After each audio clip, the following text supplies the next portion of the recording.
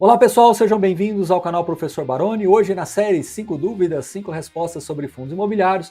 Mas antes disso eu quero lembrar a todos vocês que estamos com um cupom de desconto aqui para o nosso curso de FIIs. Muita coisa interessante, você vai entender melhor essa dinâmica de investimento em fundos imobiliários, falar sobre renda passiva, sobre carteiras, sobre seleção de ativos, sobre como você deve buscar essas informações. Use o cupom FIIs56OFF, tá bom? Participe aí que tem muita coisa legal nesse curso.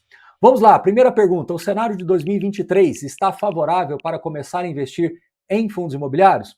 Eu entendo que para o investidor de longo prazo, que está com o horizonte realmente de perpetuidade, de perenidade, de uma carteira previdenciária, ele não deve estar olhando exclusivamente para o melhor momento, porque é muito difícil ter essa resposta.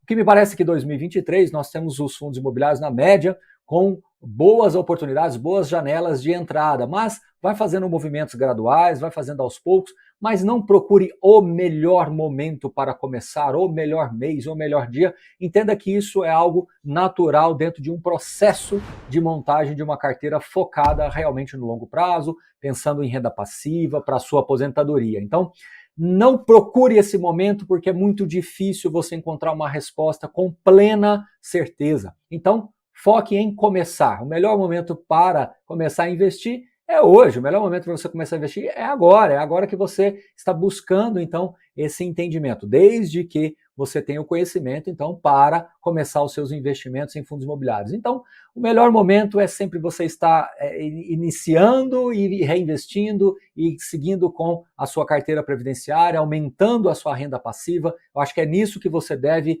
procurar se ancorar, e não no melhor momento específico para se começar a investir previdenciariamente, ok? Vamos para a próxima. Segunda pergunta, vale a pena mais cotas, comprar mais cotas? Vale a pena comprar mais cotas para melhorar o preço médio? Olha, veja o seguinte, o preço médio ele é uma questão aí fiscal. O mais importante é você estar acumulando mais cotas. O preço médio ele é uma referência que nós temos que ter para efeitos tributários. O mais importante que você tem que ter na cabeça é que comprando mais cotas, você está comprando mais rendimentos, você está comprando mais a sua independência financeira, mais a sua capacidade de ter uma renda complementar lá no futuro. Então esse é o ponto mais importante. Às vezes você se ancora muito nessa questão de aumentar ou diminuir o preço médio. Então vamos imaginar o inverso. Às vezes você não quer comprar mais cotas porque pode piorar o seu preço médio, né? E você deixa de comprar mais cotas. Ou você quer comprar mais cotas agora para melhorar o preço médio. De novo, preço médio é uma referência tributária para você. O mais importante que você deve olhar é a sua capacidade de seguir investindo, reinvestindo, comprando mais cotas, acumulando mais renda ao longo da sua fase de acumulação, para que quando você chegar lá na frente, na fase de fruição, você tenha acumulado cada vez mais cotas. Então, o importante é entender a dinâmica de cada fundo, né, de empresas que você tem, ou mesmo de reserva que você esteja fazendo, mas o mais importante é que acumular esse patrimônio através de novas cotas é o que deveria importar de fato para você, tá certo? Questão número 3. FIIs de CRIs tendem a cair, cota e dividendos, quando os juros baixarem? Bom, antes de responder essa pergunta, lembro mais uma vez que estamos aqui com o cupom FIIs56OFF, para que vocês possam aí acessar o nosso curso de fundos imobiliários, que tem bastante coisa interessante para vocês aí, com relação a justamente essas questões previdenciárias, né, entendendo melhor a dinâmica dos fundos imobiliários. Vamos lá? Quando os juros baixarem? Bom, primeiro a gente não sabe exatamente quando os juros vão baixar, mas vamos, por hipótese, trabalhar com o cenário de que os juros irá baixar em algum momento ao longo de 2023. Os fundos de CRIs tendem a cair cota e dividendos? Vamos lá. Depende muito dessa dinâmica, né? Alguns fundos de CRIs ele tem uma certa exposição à CDI. Então, se os juros baixarem, possivelmente os rendimentos desses fundos podem baixar. Os fundos indexados à inflação, muitos deles estão descontados em relação ao seu valor patrimonial, justamente porque as pessoas estão fazendo essa comparação direta com os juros. Então, vamos dividir essa sua resposta em dois momentos. Eu acho que o primeiro momento é entender que os fundos indexados à inflação, na sua maioria, se os juros baixarem, eles tendem a ter uma precificação, os juros futuros também baixarem, eles tendem a ter uma remarcação, valor patrimonial, e tendem a ter mais atratividade, porque os juros não têm essa relação direta agora com a inflação. Aqueles fundos que são mais indexados à CDI, ele tem um propósito de ser pós-fixado.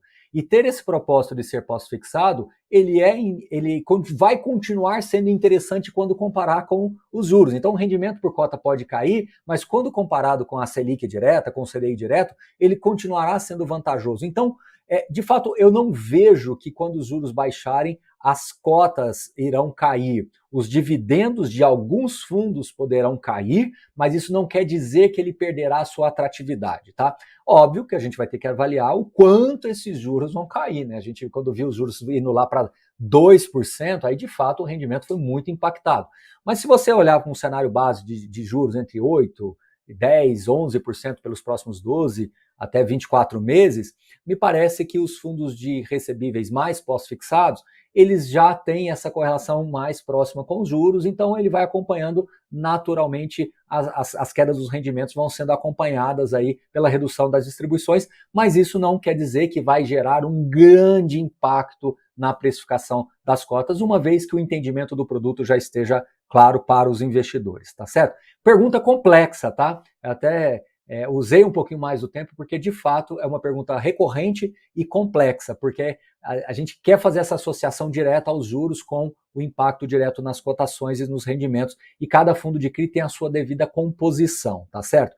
Então, vamos entender melhor cada fundo, cada produto, cada ativo, para que você entenda também a dinâmica de precificação desses fundos. Eu acho que o que mais impacta a precificação desses fundos é justamente os juros longos, e não os juros curtos, os juros longos, e esses juros longos, se também caírem, né, isso deve trazer um alívio para o valor patrimonial das cotas, e os rendimentos, quando associados aí sim aos juros curtos, voltarão a ser mais atrativos, tá? É um raciocínio complexo, não é tão simples assim, mas espero ter esclarecido para você. Pergunta número 4.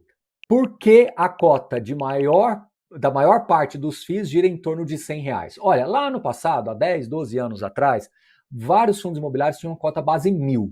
De alguns anos para cá, eles passaram a ter base 100.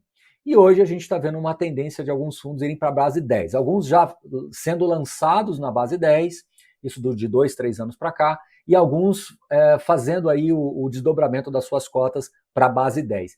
Então, me parece que vai ser uma tendência natural você ter vários fundos também com base 10 e alguns outros com base 100, uma vez que com base 1.000 são raríssimos hoje esses fundos. É uma tendência natural de mercado para deixar o fundo de investimento imobiliário até mais democrático e mais acessível para a população. Então, isso facilita o acesso do investidor que está começando, que está querendo entender como é que funciona a dinâmica dos fundos imobiliários. Então, o valor base 100, ele se tornou bem mais democrático para o investidor, e agora as pessoas perceberam que o base 10 se torna ainda mais, tá? Última pergunta que também é muito recorrente, né? A diferença entre gestão ativa e passiva.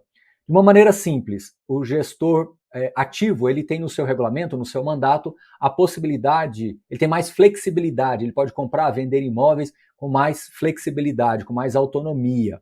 Em alguns casos, essa gestão ativa, inclusive, permite que o gestor possa fazer novas emissões de cotas sem a necessidade de assembleias. Já uma gestão passiva, o fundo fica mais preso a um regulamento ali que é mais limitado, né? É mais restrito. Então, qualquer movimento mais vultuoso, o gestor precisa chamar uma assembleia e ter uma aprovação. Isso não quer dizer que a gestão ativa o gestor não faça nada e que a gestão passiva o gestor não faça nada e que a gestão ativa o gestor tem que fazer tudo. Não, vamos lá. O que é mais importante é entender que antigamente os fundos eram mais passivos. E aqueles gestores que conseguiram fazer uma gestão interessante do patrimônio conseguiram bons resultados. Nem todos, né? A gente tem que olhar caso a caso, mas o que se parece, né, o que se desenha para o presente, para o futuro, é que realmente os fundos vão ter uma gestão mais ativa, e aí sim os gestores conseguindo fazer efetivamente a gestão ativa, que para mim é muito importante, que passa desde o processo de emissões até venda de ativos. O grande ponto é que o conceito da gestão ativa ficou meio distorcido durante vários anos, porque como os fundos eram relativamente pequenos, ter gestão ativa era só fazer emissão, era só simplesmente crescer o fundo. E agora a gente está vendo que a gestão ativa, na sua essência, ela passa por um processo de reciclagem de portfólio, de fazer retrofits, de comprar imóveis que precisam ali de algum retrofit, alguma reforma para depois serem ou vendido ou alugado por um preço melhor. de fazer uma alavancagem que possa gerar valor, que venda ativos no momento que tiver uma necessidade de caixa, para que não faça emissões em momentos ruins do mercado. Então tem uma série de questões que a gestão ativa ainda não tinha sido mostrada para o mercado e que somente agora, nesses últimos anos, que começaram a ser melhor evidenciadas. Tá? Então eu acho que o presente e o futuro está direcionado para gestão ativa, mas isso não quer dizer que nós tivemos bons casos de sucesso aí de gestão passiva, mas é muito difícil você olhar para o futuro e ver que os fundos continuarão ou crescerão com o conceito de gestão passiva. É mais fácil crescer com gestão ativa e os gestores conseguindo de fato entregar esse resultado. E aí sim, temos que olhar sempre fundo a fundo, caso a caso, gestor a gestor, para que você entenda aonde está se conseguindo gerar essa venda. Em alguns fundos de tijolos, por exemplo, a gente tem visto movimentos de investimentos e desinvestimentos, reformas, buscando locatários que possam pagar um valor de metro quadrado maior. Então tudo isso tem que se olhar e analisar caso a caso para que você possa ter um entendimento melhor, tá? Espero ter esclarecido essas 5 dúvidas para vocês. Lembrando mais uma vez, FIIs 56 off. Acesse aqui para que você possa ter um desconto muito interessante aí para o curso de fundos imobiliários. Até o próximo vídeo, um abraço, valeu!